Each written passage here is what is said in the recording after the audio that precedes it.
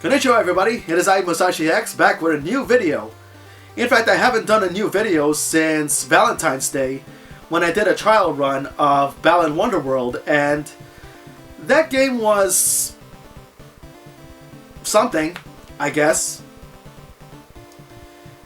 But after a few months of being away, due to work and personal stuff on my agenda, as well as trying to get myself situated a lot better, I'm back now with a new Top 20 episode, and today's topic is definitely going to be an interesting one. However, before I continue on, if this is your first time on the channel, feel free to click the subscribe button, as well as give this video a thumbs up. Not to mention, feel free to also share this video along with other content on my channel, as it will help the channel so much, and I would greatly appreciate that. So, retro gaming. As great as many of the games are in newer hardware, there's always that satisfaction of going back through history and playing the games of yesteryear, whether it's from the SNES, the Sega Genesis, or the PlayStation 1, just to name a few. Which brings me to my next topic, which is game preservation. In fact, it has been such a hot topic this past month, as game preservation has been seeing some hard times as of late. Especially when one company nearly destroyed the concept of preserving games when it was this close to closing some of the stores within two consoles. I'm sure you know what I'm talking about, and thankfully, after some backlash, the company saw the light and understood why these old games are important. It was great to see that Sony saw the light and understood that maintaining their legacy is definitely important. Not to mention, these old games are still great to play, no matter how old they are. So until Sony can come up with a better solution to further preserve these games, other than just keeping their servers open, as well as hopefully trying to solve the whole CMOS battery problem, it's great to see that they understood what we feel. Unfortunately, one company doesn't feel the same way. That being the Big N itself. The Switch, the N company's very innovative console to own in the current generation, giving us many great games that we can either play at home or take it on the go. It's not just current generation games that we can play on the console, but also old school games as well, though the way it is handled on the Switch is kind of a mixed bag. You see, when the Wii hit the market, followed by the Wii U and 3DS, their online shops had a section called the Virtual Console, which allows us to purchase games from past consoles and play them however and whenever we want. Fast forward to the Switch, when the idea of the Virtual Console was abandoned and instead introduced Switch Online, the company's subscription service that allows us to play online multiplayer, as well as having access to a library of NES and SNES games at any time, as long as your subscription allows it, until you decide to renew. Now, I say it's a mixed bag is because while I understand the idea, most complaints I've seen from casual players and reviewers alike is that both libraries could have had more games that are underrated than just those that are very common, like those that are made in-house. But then if you stop to think about it, the Virtual Console's library could have gained more hidden gems that not many people get to play, whether it's licensed games that are greatly underestimated and underappreciated, or games that got released at the end of the life cycle for both consoles. In fact, as of this video, game preservation has been difficult as of late, with Sony nearly becoming the latest victim to this, no thanks to a certain CEO who doesn't believe in preserving legacy, not knowing that there are still people, even myself, that would go back and replay these games that we like, prompting Sony to backtrack on the idea and keep these games active, realizing that they can still be a big deal. The same cannot be said for the N company, that even many of the reviewers I've watched aren't even giving them a free pass, because the company doesn't have the proper mindset of game preservation unless it's their own first-party stuff, or certain third-party games being shoved down our throats because of name value alone, like Ninja Gaiden or Ghosts and Goblins for example. And in my personal opinion, even though the Xbox brand has the right mindset in preserving games, that doesn't mean they'll get a free pass from me, and I say that because let's face it, if we want to replay old games on the Xbox Series X, the best games to replay from the Xbox brand are those from the original Xbox that started in 2001 due to its great library. And unless Microsoft can bring all of their original Xbox games to their marketplace, we have to resort to getting some of the games on sites like Amazon, which is easier said than done these days as many of the games from the OG Xbox are going up in price rate due to rarity. As great as the Switch is, the company could have done better in bringing more old games than what we have right now. Which is why in today's episode, I'll be compiling my personal top 20 NES and Famicom games that I think should show up on Switch Online. Why top 20? Why keep things on top 10 when you can double down? I am Musashi X, and I welcome you to the newest episode of my Top 20 Countdown, in this show that I call Top of the Game Chain.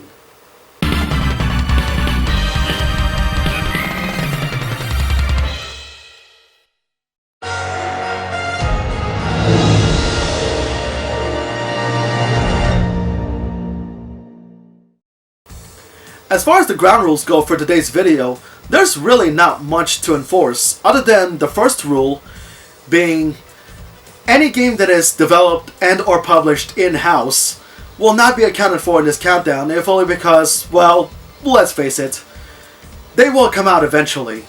It's all a matter of when they'll do it. And second, don't expect any Contra, Castlevania, or Double Dragon games to show up in this countdown, if only because those games, or rather the 8-bit games, they've already shown up on other compilations, not just on the Switch, but also on other consoles as well. So before I start this countdown proper, let's look at some honorable mentions first.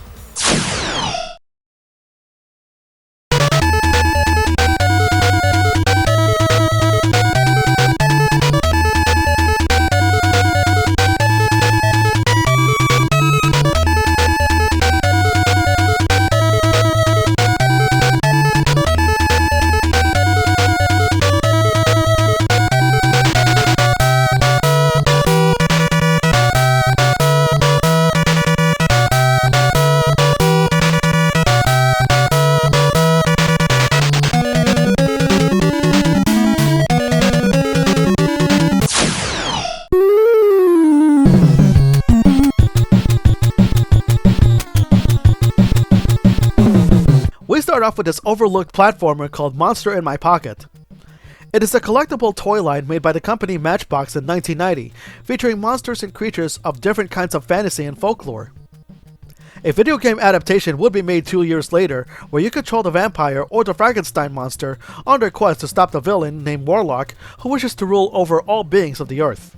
You go through 7 stages, and given the game's title, you'll be fighting enemies in giant environments such as the kitchen, the streets, or inside the sewer, just to name a few.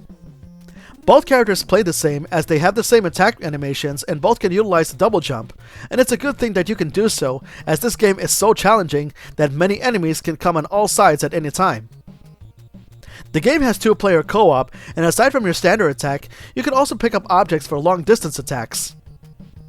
The game not only has you testing your platforming skills, but it's also about studying the attack patterns of these enemies, as well as the bosses, which are the fun parts of the game. Despite the challenge, Monster in My Pocket has solid gameplay and a good soundtrack. This game needs to show up on Switch Online.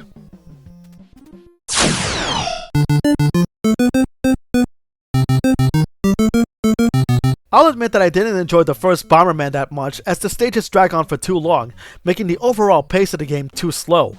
Thankfully, Bomberman II fixes that issue. The game follows the same formula as you guide Bomberman planting bombs to destroy blocks, defeat enemies, and find a portal to take you to the next stage. Just like the original, certain blocks you destroy will reveal power-ups, such as increasing the number of bombs to drop, increasing the blast radius, or manually detonate bombs, just to name a few. The fields are mostly smaller areas, and there will be some stages that take up more than one screen, just like in the first game, but the pacing of the game is much faster.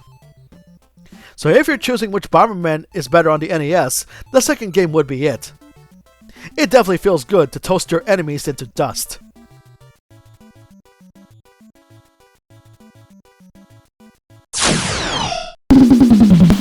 The NES and Famicom also have a good number of fun and intense shooters. Coming in at number 18 is the Famicom exclusive, Crisis Force. The plot involves twin female high schoolers who would set out in highly advanced aircrafts and save Japan from an evil empire after they discovered that they are both descendants of a warrior from an ancient civilization who defeated said empire 10 millenniums past.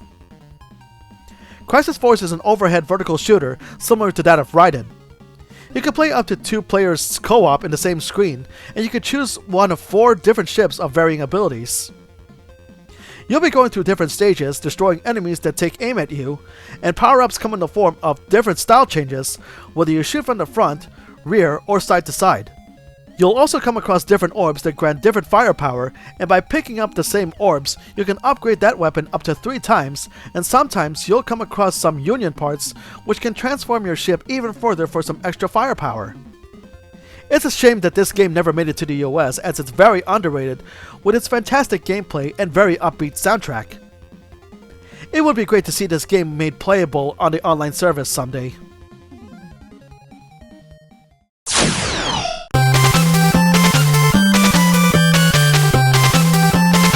Coming in at number 17 is Delkadon 2. The original game was an arcade action game where your goal is to clear each stage of enemies using your mallet and slam them into walls, and each stage will gradually get harder, similar to that of Bobble Bobble, which is fitting considering that both games were made by the same company. In the sequel, however, it's instead a single-player platformer going through 5 long different levels of varying difficulty, each ending with a boss fight. Your main method of attack is your hammer, using it to flatten enemies and defeat them by throwing them just like in the first game.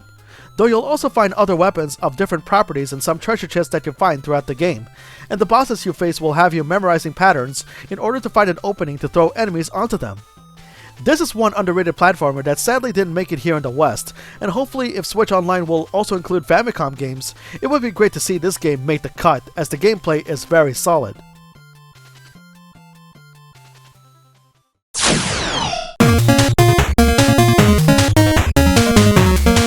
A strange choice from me, I'm sure, and I know people will be scratching their heads as to what this game is all about. That's because Battle Kid: Fortress Apparel is actually an original game homebrewed in 2009 by the indie studio Civac Games. The game is inspired not only from the Castlevania Symphony of the Night styled games, but also from the freeware PC game called I Wanna Be the Guy, as the game has over 500 different screens rather than having rooms that are side-scrolling. The whole game is about trial and error, forcing you to understand not only enemy behavioral patterns, but also environmental patterns, as the game has stage gimmicks reminiscent of Mega Man games. No matter how difficult the game is, I think this game is worth seeing in Switch Online, because no matter how much you fail, you'll more than likely keep continuing just to see what happens next, as well as make you come back to it more, to improve upon memorizing layouts. Hard game, but still fun.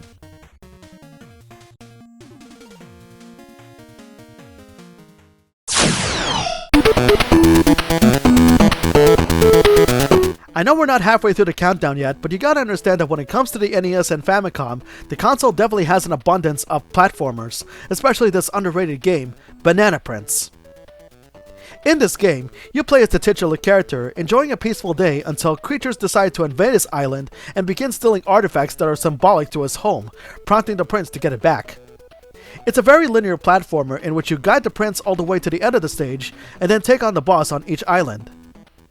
Along the way, you'll find rings to collect and treasure chests that you can destroy that give power-ups, such as bananas to restore HP, or have his advisor, the Sage, to help grab items for you, or perform a crowd clearing move. Aside from your basic jump and attack moves, the prince can also grow a beanstalk that allows him to reach higher places, and perform a spin slash upon dismount. The game has many doors that would either lead you to playing mini-games, spend your rings for better weapons, or use rings to warp to different stages, just to name a few, and each door will definitely pique your curiosity on whether or not they're beneficial to you. Originally Japan exclusive, the only time this game got localized is in Germany.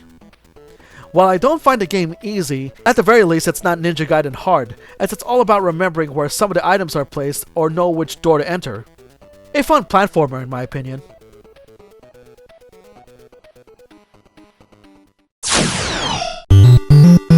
When people mention Atlus, what immediately comes to mind for players will be the Megami Tensei series and its sub-series Persona, along with the studio's mentality of creating games that are downright bizarre. But not many people would know that just like Square Enix, Atlus can also produce games outside of the RPG genre, one of which is Rockin' Cats. In this game, you're in control of a rising jazz musician cat named Willie, going through 5 different stages to rescue his girlfriend Jill from a mafia boss dog named Muggsy.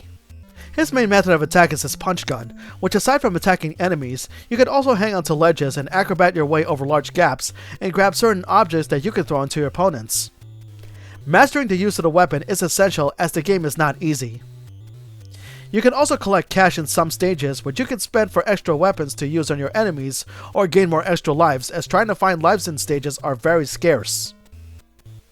The graphics of the game look very nice and does a good job of having the feel of the 20s, and the controls and gameplay are nicely programmed. This is one game that Switch Online should have real soon, as trying to get a copy of the game is expensive, with CIB being around $350. No way I'm paying that much, so I'll feel better if the Switch Online has this in their library real soon.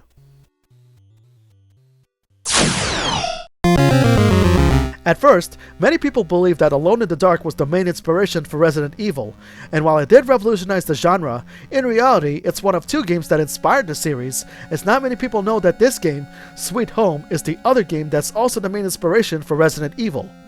Suede Home is a roguelike RPG from Capcom, and its plot is based off the 1988 Japanese horror film of the same name, but with a few twists. The game has a large emphasis on puzzle solving, backtracking, and managing a limited inventory, elements that Resident Evil would emulate years later. You control the 5 characters from the film, each with a unique item that you must use to survive the mansion, and there will be random battles in which you have to fight off enemies like ghouls. The game also utilizes QuickTime events, which determines your survival. I say that the game is roguelike because, unlike the film, the ending depends on how many party members were able to escape the mansion, thereby increasing replay value. While the game system is archaic now in today's standards, it's very innovative for its time, and the graphics and music have done a great job conveying the overall atmosphere, and hopefully the online service would consider localizing the game for others to try out.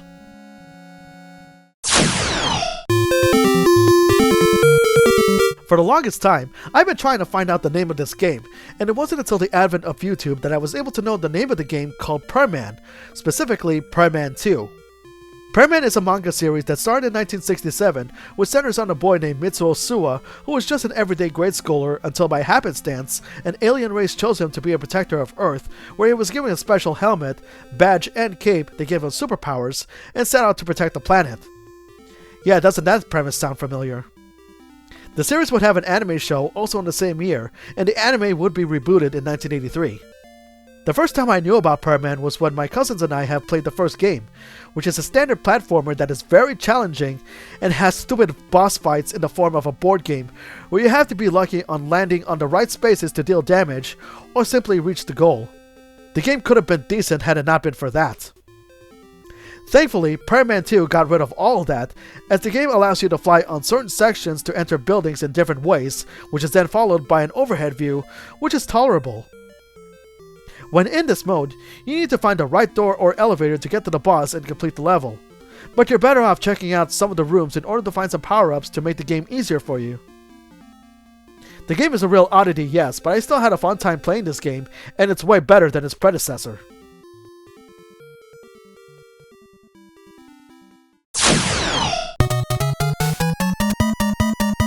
We step into the town of Acme Acres with the students of Acme University in Tiny Toon Adventures at number 11.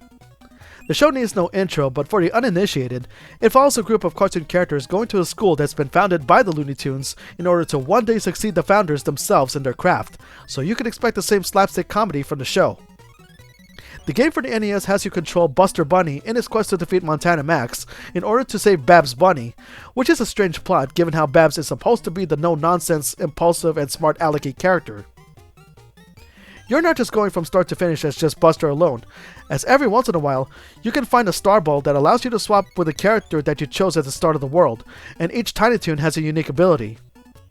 The design of the game, while good, is also very tricky, and it was made this way to utilize the ability of your partner, and at the end of the second stage of each world, you gotta avoid getting caught by Elmira Duff while also waiting for the exit door to appear, because if you get caught, you have to restart that world again until you get it right, and stage 3 of each world ends with a boss match. The game can be hard as you only have 1 HP unless you manage to find a heart, which grants you extra protection, and by entering Hampton's door, every 30 carrots you give him will net you an extra life, because you'll seriously need them. Despite the difficulty, the game is still a classic, not only on the colorful graphics but also the smooth controls and energetic soundtrack. Definitely worth playing in my opinion.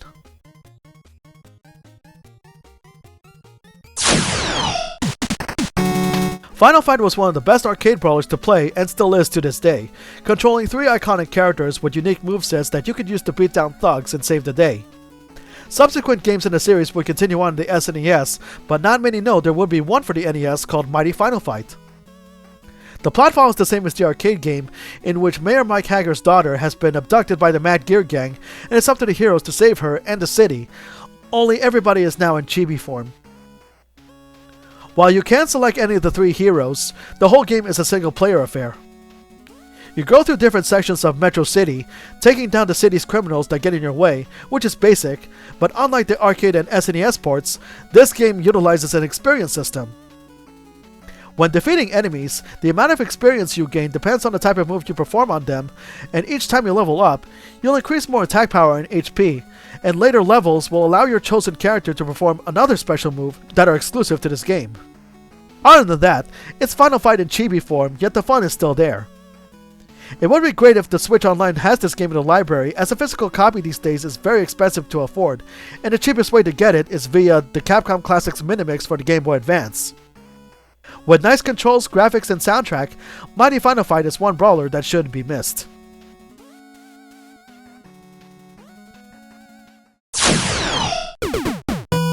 Jackie Chan definitely is the man, having to do countless number of stunts in order to make his movie so entertaining, and it paid off for him in a big way when he got an Academy Award for his hard work and sacrifice after doing stunt work for decades. He has starred in a few video games, but the best one would have to be Jackie Chan's Action Kung Fu. Though the first time I ever played the game, it was a hacked version in which replaced Chan's head with a certain plumber. Anyway, you control Jackie Chan on his quest to save his sister from an evil cult that abducted her. You have your standard attack and jump buttons, and throughout the game, you'll encounter frogs that either give you rice bowls to restore HP, or an orb that allows you to perform a special technique a certain number of times. These techniques are very powerful, especially against bosses, so use them sparingly. Speaking of techniques, Chan can also perform a ki blast, but he can only use them a few times. The game also got an enhanced release on the TurboGrafx 16, but it's the NES version that's most memorable. The soundtrack of the game really invokes the feel of heroism, very reminiscent of its movies with heroic tones. If the Switch Online service decides to have this game in the library, they would have done the right thing of honoring the stuntmaster himself.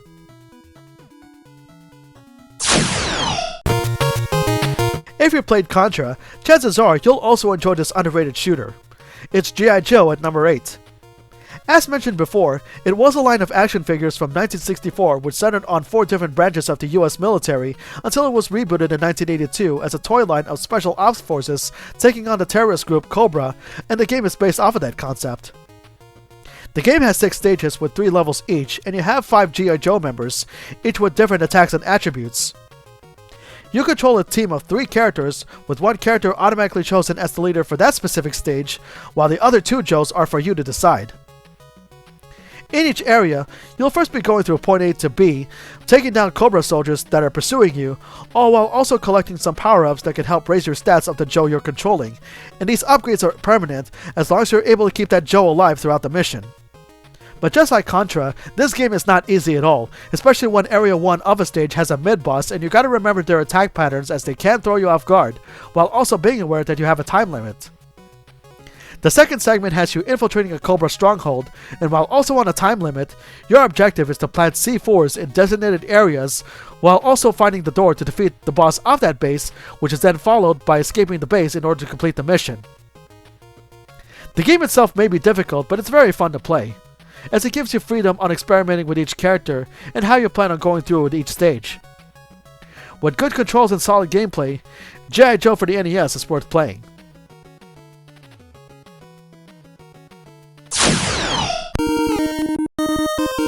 Aside from Disney and Warner Brothers, I grew up watching so many cartoons from the studio Hanna-Barbera where they're being replayed through syndication. One of which is the Flintstones, one of the few Hanna-Barbera cartoons that's still popular to this day aside from Scooby-Doo himself, due to their comedic nature and premise of a modernized prehistoric era.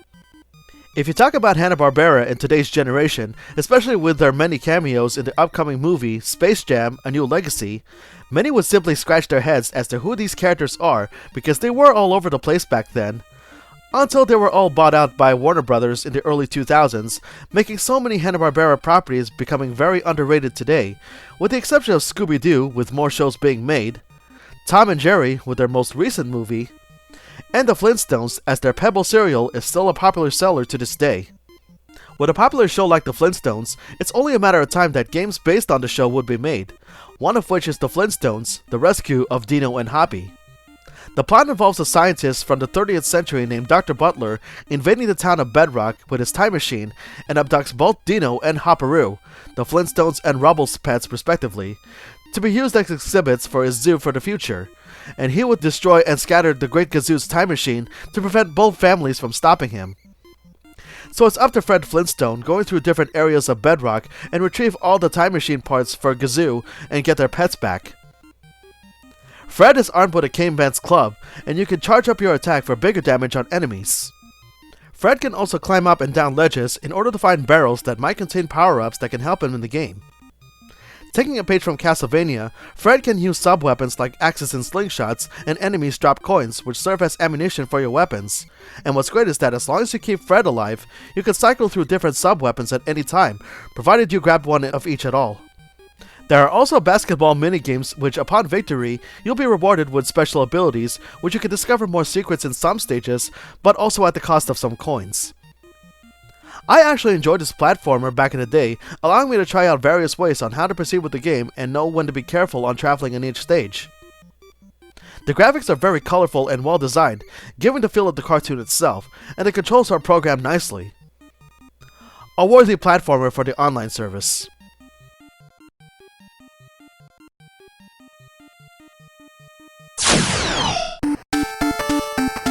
It's still a complete mystery as to why the Disney Afternoon Collection didn't show up on the Switch, as the collection has some of the best platformers that even Virtual Console itself missed the opportunity to have them on the library.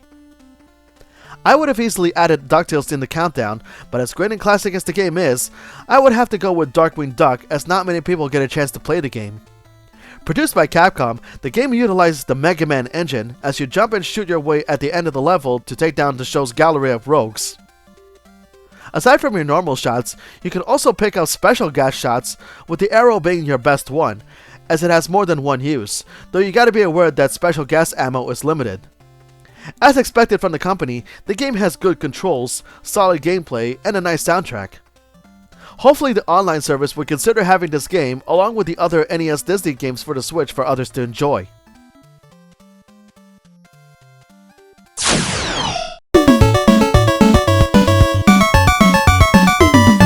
I've only defeated this Japan-only game once in my life, but I sure as heck won't forget its name or its gameplay.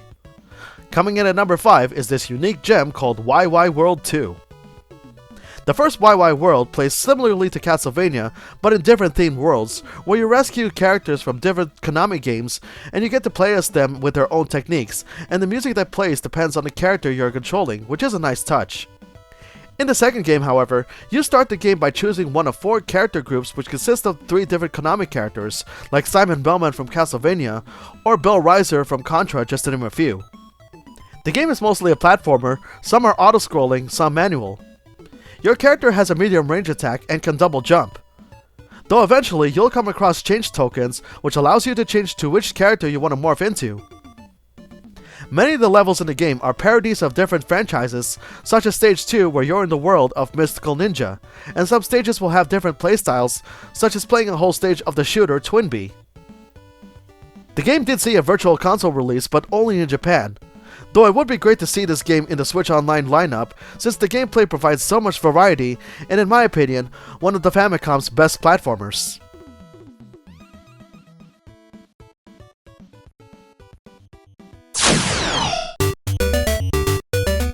Adventure Island. one of the hardest games in the NES, and to this day, it was hard for me to defeat this game on my own without the use of save states. Heck, even in my childhood, my own mother was able to reach the 4th stage before losing to it as well, due to the fact that this game is so difficult. Thankfully, later games of the series, while still challenging, they'll throw me a bone every once in a while, especially this game, Adventure Island 3. As with every game, you control Master Higgins going through different islands on his quest to rescue his girlfriend from monsters. As with past games, Higgins can only take one hit, and he can either die by collision or by starving to death. You need to collect food that appear in the stage in order to keep Higgins alive, and you'll also find some eggs that you can open, either to reveal a stone axe, which is your means of attack, or a skateboard in order to speed through the level. Starting with Adventure Island 2, eggs will also have dinosaur allies, each with different skills and attacks, and it continues on to the 3rd game, with a few more dino friends added to the game. The game has also seen an increase of hidden rooms or clouds, which can either take Higgins to a room where you can choose your weapon, score more food for your hunger meter, or give you the option to take secret routes in the map, or skip a boss entirely. Of all the games in the series for the NES and Famicom, the 3rd game is the best one. There will still be tougher moments, yes, but at least some of the difficulty has been toned down, making it accessible and fun to play. Also a great game to speedrun if you're into that.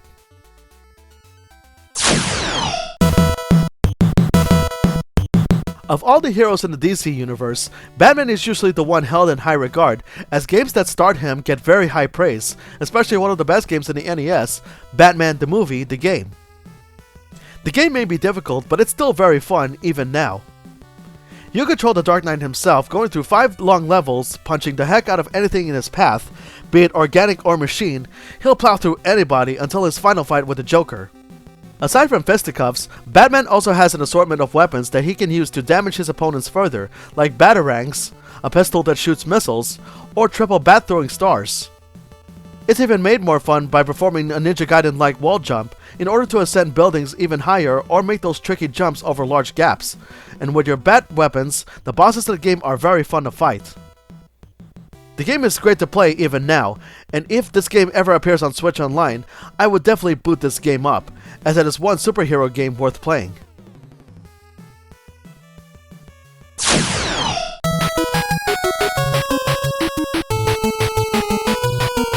And we have another underrated platformer which is one of the best, but also one of the most expensive.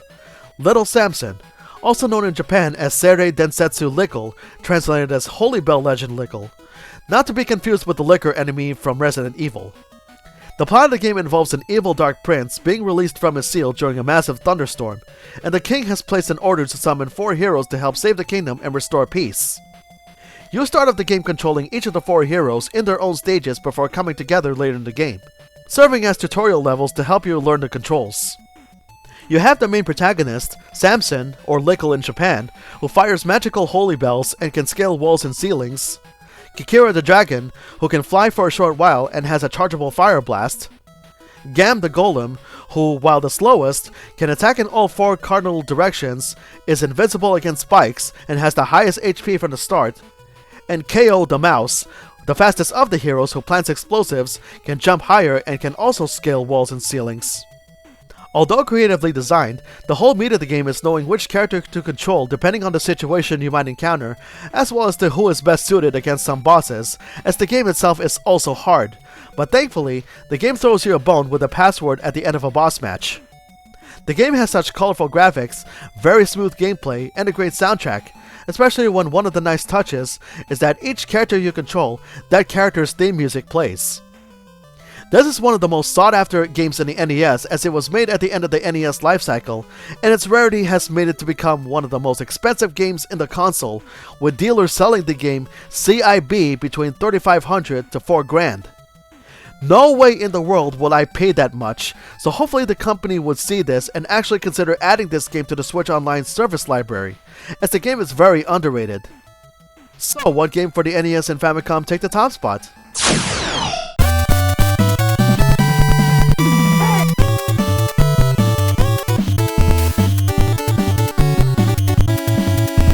There's no denying it, Teenage Mutant Ninja Turtles and the NES go hand in hand. The first game may be difficult, but it is still playable and memorable, and the second game is a good conversion from the arcade game, but the third game, Manhattan Project, is where it's at. The developers will continue to reuse the gameplay from the second game, but add more features to the already existing formula. Just like the second game, you could have up to 2 players on screen. The controls are mostly unchanged but are much smoother in comparison. Each Ninja Turtle has a flip move, which you can toss your enemies over and above you and has a good damage output. And each of them have their own special attack by pressing both buttons at the same time but at the cost of some HP on your person. The game consists of 8 long levels in which the Ninja Turtles would have to make a mad dash back to New York, stop the foot, and restore Manhattan back to its foundation. Given the company that made this game, you can expect for the game to have an awesome soundtrack, great controls, and high replay value, especially with co-op gameplay. If this game were to show up on Switch Online, I would definitely download this game right away and get together with others for some co-op action. Definitely the best of the NES Ninja Turtles games, and my personal number 1 choice for NES games that should appear on Switch Online. And there you have it, folks. My personal top 20 NES and Famicom games that should at least show up on Switch Online. Do you like what you see in the list? What other games do you think should appear on Switch Online? Let me know in the comments down below. Well, I hope you folks like this video, and if you find this video interesting, feel free to subscribe to my channel, give this video a thumbs up, and feel free to share this video as well as other contents in my channel through social media like, say, Facebook or Twitter. It'll definitely help my channel greatly. So up next on Top of the Game Chain, well, I'm gonna say that I'm still not done with Switch Online, because up next, I'll be naming my personal top 20 SNES/Super Famicom games that I think deserves a spot on Switch Online. So stay tuned for that, folks. Until then, this has been Musashi X, and I bid you all farewell. Take care, and stay tuned.